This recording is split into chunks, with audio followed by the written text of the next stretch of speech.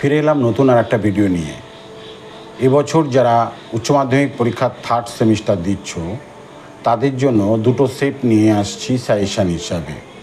আশা করি এই সেট দুটো কমপ্লিট করতে পারলে তোমরা বেশ ভালো জায়গায় থাকবে ফুল মার্কস পাওয়ার লক্ষ্যে। তো চলো শুরু করা যাক প্রথম সেটটি। প্রথম সেট আদরণী গল্প থেকে যে 8টি প্রশ্ন থাকার কথা সেখান থেকে এই কোশ্চেনগুলো তোমরা অবশ্যই করে রাখবে। 1 নম্বর, আদরণী গল্পটি সাহিত্য পত্রিকায় প্রকাশিত হয় ক ভাদ্র 1230 বঙ্গাব্দ, আশ্বিন 1320 বঙ্গাব্দ, ভাদ্র 1302 বঙ্গাব্দ, ভাদ্র 1320 বঙ্গাব্দ।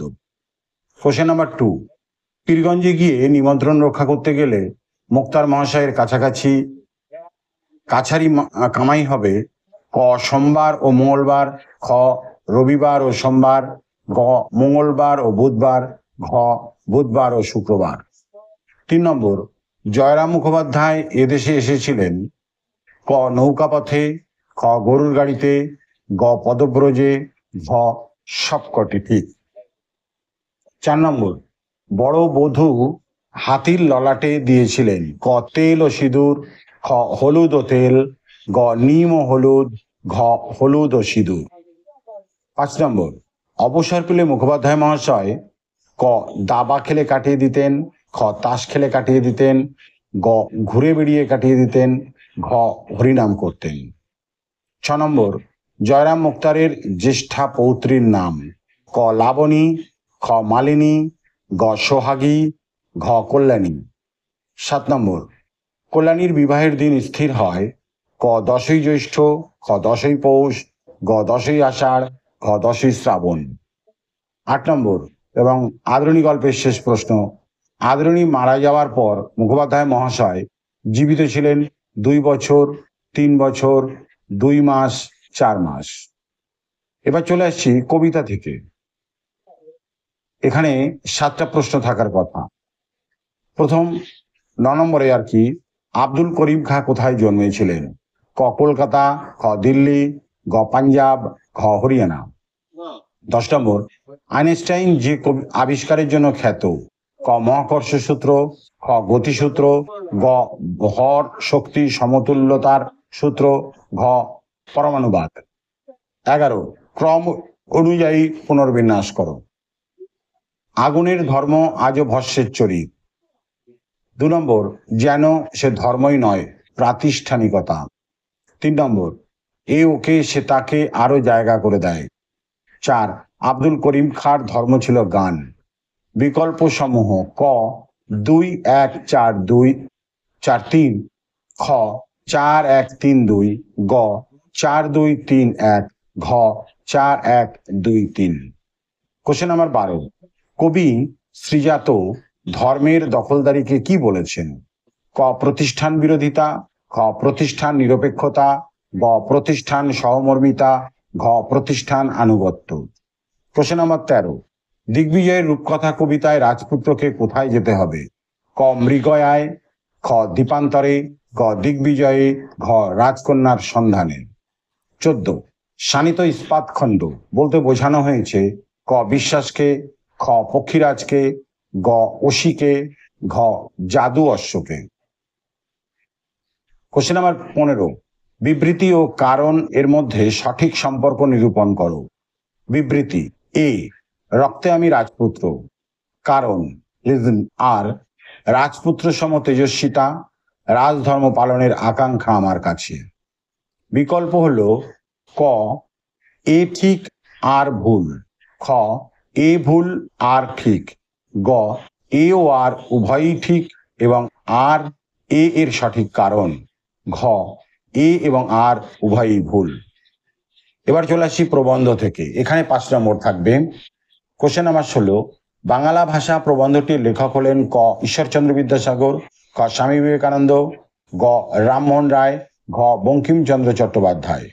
কোশ্চেন নাম্বার 17, স্বামীজির লেখা পত্র প্রবন্ধ বাংলা ভাষা তার কোন গ্রন্থে সংকলিত হয়েছিল? ক বর্তমান ভারত, খ পরিব্রাজক, গ ভাববার কথা, ঘ প্রাচ্য ও পাশ্চাত্য।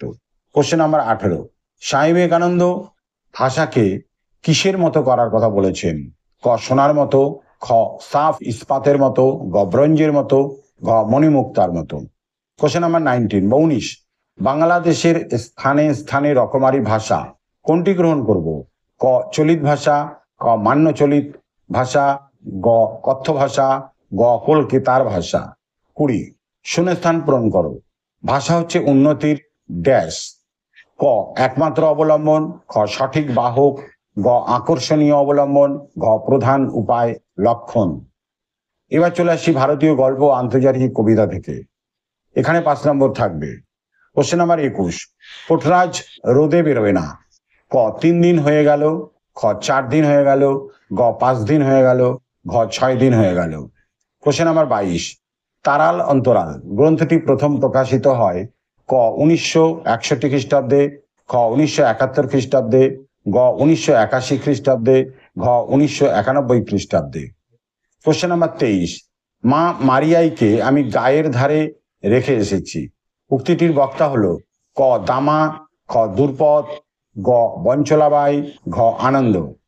Question number 24, the yellow heart গ্রন্থটি লিখেছিলেন ক পি.বি. শেলি, খ জন কিটস, গ শেক্সপিয়র, ঘ পাবলো নেরুদা।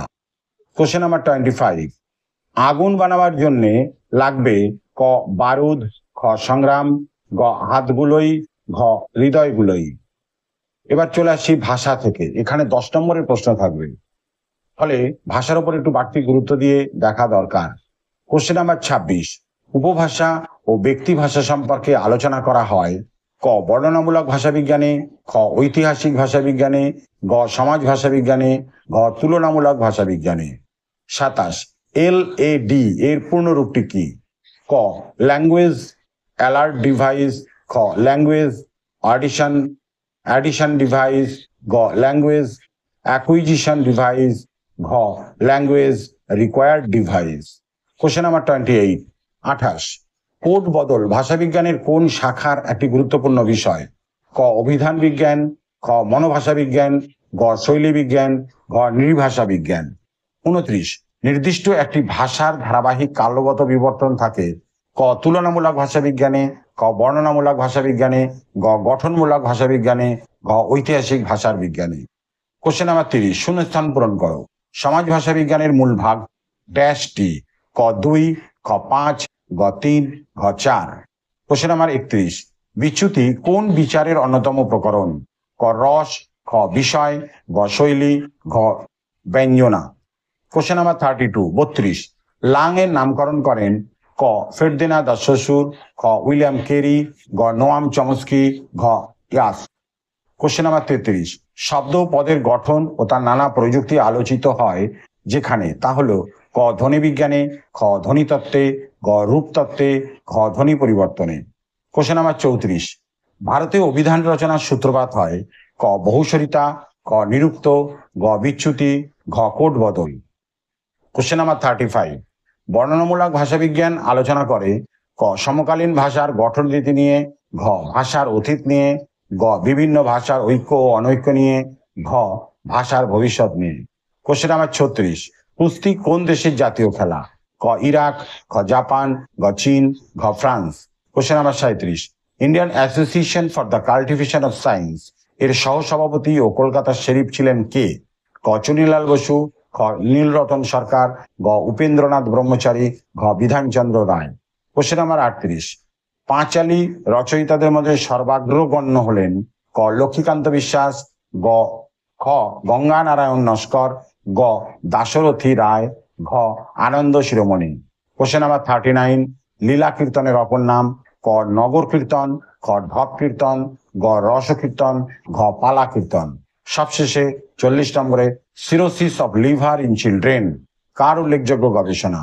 ক রাধা গোবিন্দ কর, খ নীলরতন সরকার, গ মহেন্দ্রলাল সরকার, ঘ কাদম্বিনী বসু গঙ্গোপাধ্যায়।